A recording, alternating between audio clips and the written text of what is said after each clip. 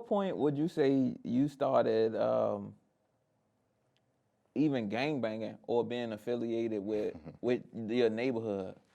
Because I saw pictures of you as a kid throwing up the MORE of Peru, and it's such a like popular thing where you see so many people from everywhere in the world today yelling MORE of Peru. But how did you even become a part of that? Because you don't Man, see where I like was claiming the mob when a lot of cats was talking about now wasn't even born. yeah. They wasn't even thought of. You feel me? As you see on that picture you saw, I was 14 years old. Okay.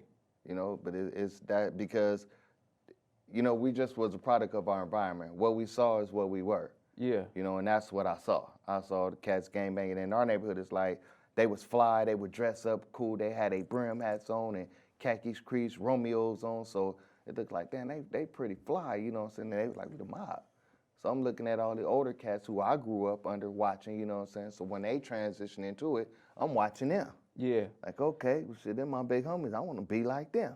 Got you. So at that time, who were your big homies? Was that like Buntry Yes. Buntry, Timmy Rue, Neckbone. Uh, Mob James? yes, yeah. He was there. He was a main factor. Really? Honestly, you know, no lie, I got to keep it real. You know, he was a main factor. Yeah.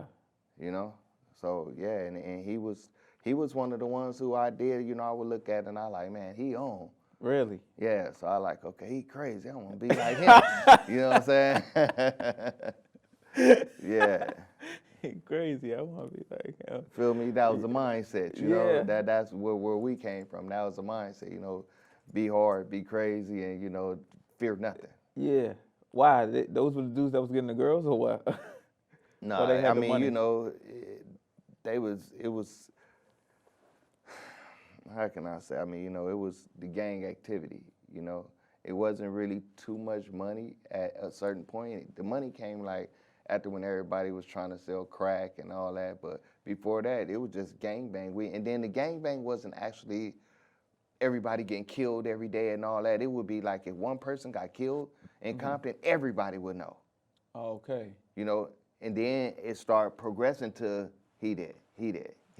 Such and such got killed over here. Such got Where killed it over there. became normal. Where it became a norm.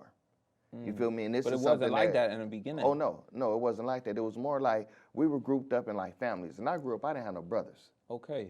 So for me to have, you know, big homies and men who I could look up to and respect, you know what I'm saying, that was something that I was looking for. Yeah.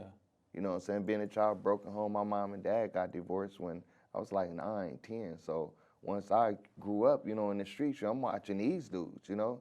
So they just happened to sort of become that fix that slid in, you know, from my dad. You know, I felt like I was missing a piece, so I went to the streets. Yeah. Where was your dad at that time? My dad, he was a good man. My dad, he worked for Lockheed. He had a bomb job, you know, but just because him and my moms didn't get along, that had nothing to do with his bread. Yeah. Yeah. He was an engineer? Of course.